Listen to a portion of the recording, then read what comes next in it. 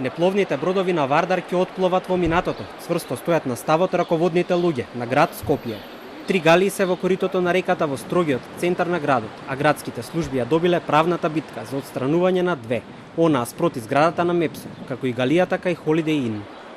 Градоначалникот Шилегов за првато објави уште во март дека дава рок од 30 дена да биде отстранета, но во нредната состојба и пандемијата ги одложи планираните активности. Сега Шилегов го известил за купецот и на галијата кај Holiday Inn дека го раскинува договорот и со него. И дека очекува сами да извадат галијата од Вардар во согласно со рок кој што е предвиден во договорот.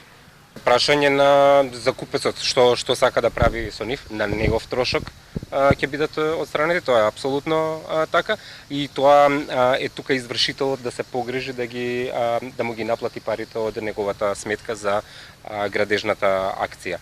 Причината за раскинување на договорот е неплатен долг од 4 месеци.